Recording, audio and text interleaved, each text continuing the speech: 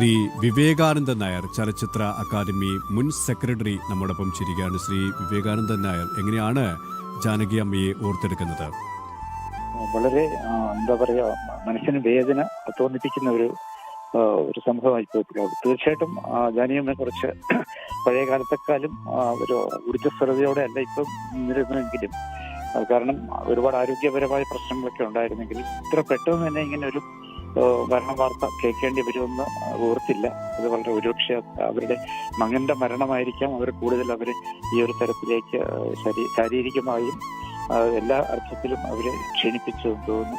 അവരെ പറ്റി പറയുമ്പോൾ ഒരു കാര്യം, ഒരു കാലഘട്ടം ശരിക്കും പറഞ്ഞാൽ നീങ്ങി എന്ന് നമുക്ക് പറയാം. സുശീലമ്മ, ജാനകി അമ്മ, ഈ രണ്ട് ദീപസ്തംഭങ്ങൾ ഇങ്ങനെ നിൽക്കുകയായിരുന്നു. എന്തായാലും ഒരാള് ശരിക്കും പറഞ്ഞാൽ ആ കാലഘട്ടത്തിൽ നിന്ന് നമ്മൾ വേറെ കാലഘട്ടത്തിൽ എത്തി നിൽക്കുമ്പോൾ ആ കാലഘട്ടം ആണ് നമ്മുടെ ഓർമ്മയിലാണ് ഇപ്പോൾ നിൽക്കുന്നത്. നിരവധി പാട്ടുകൾ, ഒരു പാട്ടായിട്ട് നമുക്ക് എടുത്തു പറയാനൊക്കെ ജാനകി പാടിയ നിരവധി പാട്ടുകൾ, ഇപ്പൊ തളിരിട്ടകിനാക്കളായിക്കോട്ടെ, അലി ഉണർന്നൊരു എന്നുള്ള ഗാനമായിക്കോട്ടെ, ഈ കാലഘട്ടത്തിലേക്ക് കുറച്ചുകൂടെ കടന്നു വന്നാല് ശരിക്കും നാഥാനി ഇവരും കലച്ചെത്തുമെന്ന്, സ്വർണ്ണമുഖിലി ആയിക്കോട്ടെ, അങ്ങനെ നിരവധി ഗാനങ്ങളാണ് ശരിക്കും പറഞ്ഞാൽ ജാനകിയമ്മ നമുക്ക് നൽകിയിട്ട് പോയത്. സത്യത്തില് ജാനകിയമ്മ കടന്നുപോയെങ്കിലും ഇപ്പോഴും അവര് നമ്മളോടൊപ്പം അവരുടെ ഗാനങ്ങളിലൂടെ നമ്മളോടൊപ്പം ഉണ്ടെന്നുള്ളത് വളരെ സത്യം തന്നെയാണ്. ഞാൻ ജാനകിയമ്മയായിട്ട് 1-2 തവണ മാത്രമാണ് ഇങ്ങനെ അടുത്ത് പെരുമാറാനായിട്ട് കഴിഞ്ഞിട്ടുള്ളത്.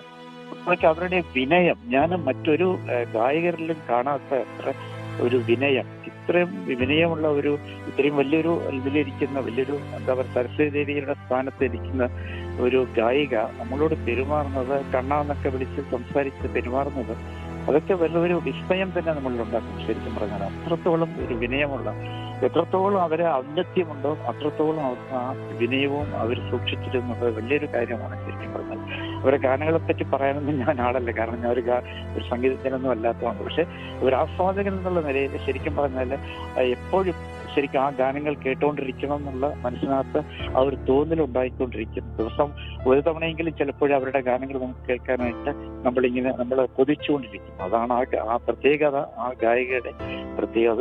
ഒരു ഭാഷയിലല്ലല്ലോ, 20ഓളം ഭാഷകളിലോട്ട് അവർ പാടിയെന്നാണ് പറയുന്നത്. അപ്പൊ അത്രത്തോളം ഗാനങ്ങൾ, എത്ര ഗാനങ്ങൾ അപ്പം പാടിയിരിക്കുന്നു. അപ്പൊ എത്രയോ ജനങ്ങൾക്ക്, എത്രയോ പേർക്ക് അവർക്ക് മനസ്സിൽ അവരെ ഇങ്ങനെ ഓർത്തിരിക്കുമെന്നൊന്ന് ആലോചിച്ച് നോക്കുക. തീർച്ചയായിട്ടും ഒരു വലിയൊരു നഷ്ടമാണ് ശരിക്കും. പക്ഷെ അവര് ആർക്കും ഒരു കാലം കഴിഞ്ഞാൽ കടന്നു പോകണമല്ലോ. പക്ഷെ നമ്മളെ ആ കടന്നുപോയെങ്കിലും ഇന്നും അവരുടെ ആ ഒരു ആ ഒരു ചാതുര്യം ശരിക്കും നമുക്ക് അനുഭവിക്കാനായിട്ട് നിരവധി ഗാനങ്ങളാണ്, ആയിരക്കണക്കിന് ഗാനങ്ങളാണ് നമുക്കിവിടെ നൽകിയിട്ട് പോയത്.